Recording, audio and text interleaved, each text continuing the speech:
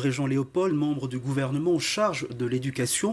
On va d'abord revenir sur les chiffres. 37 000, c'est le nombre de jeunes qui ont effectué leur service civique en 2014 sur le plan national. 90 en Nouvelle-Calédonie. Qu'est-ce qui se passe ?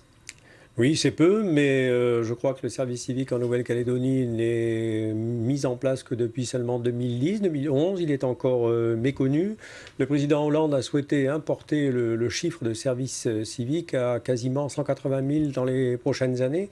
Donc on peut espérer que la Nouvelle-Calédonie en bénéficiera davantage et pourra en offrir davantage à ces jeunes. Entre nous, André-Jean Léopold, est-ce que ce service civique a vocation à combler l'absence d'emploi ? L'absence d'emploi ? Non, je ne crois pas. Je crois qu'il y a une réelle volonté de faire en sorte que les jeunes puissent justement, à travers ce service civique, les missions qui ont été indiquées là à travers, de se rendre utiles. Vous avez sans doute remarqué la remarque de ce jeune là aussi qui disait je me sens utile. Je crois que c'est un petit peu ça, c'est les faire participer, les rendre responsables donc à la vie citoyenne. C'est aussi participer à la solidarité sociale. Alors le président Germain annonce la création d'un service civique calédonien. Vous dites que c'est utile. Pourquoi ? Oui, utile, incontestablement.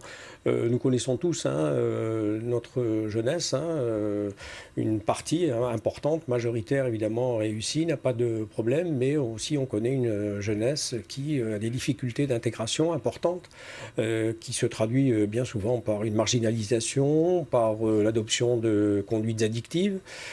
Donc ça c'est au moins une raison, parce que je crois qu'à travers ce genre de dispositif, on peut justement faire en sorte que ces jeunes ne se maintiennent pas dans cette situation.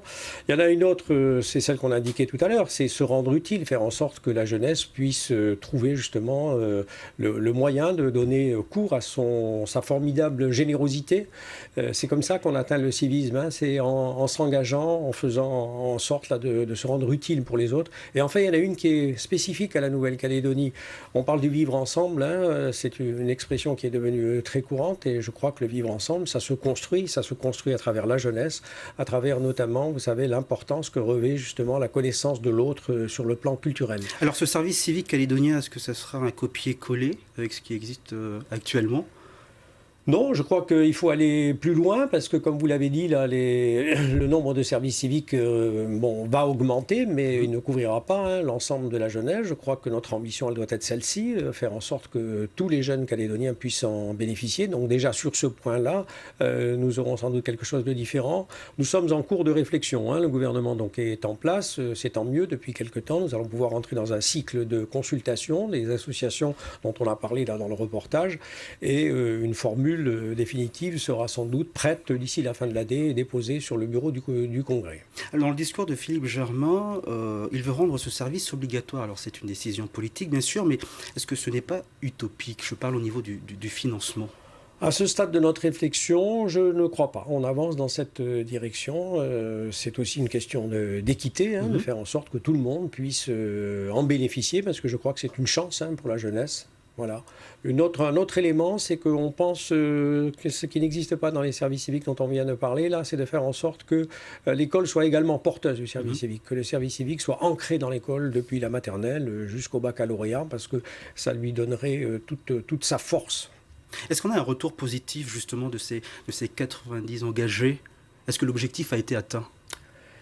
Ce serait intéressant. Je n'ai pas ces éléments. Ce que je peux vous dire, c'est que les jeunes qui ont terminé leur service civique, quelles que soient les formules, elles sont nombreuses. On n'a pas parlé du service volontaire océanien, du service volontaire européen, sont tous extrêmement satisfaits et prêts éventuellement à recommencer une expérience de ce type. Mais c'est vrai qu'il faudrait faire une enquête un petit peu plus sérieuse sur justement l'atteinte des objectifs qu'on se donne. Alors beaucoup nous regardent ce soir. Comment devenir engagé ? Est-ce qu'il y a des compétences particulières ?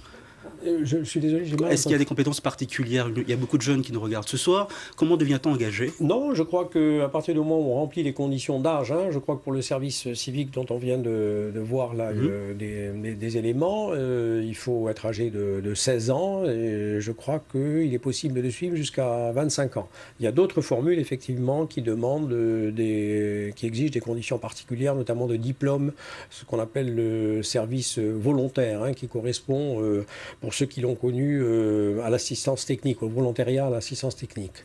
Merci beaucoup André C'est moi Jean qui vous Léopold remercie. d'avoir Au revoir. répondu à notre invitation.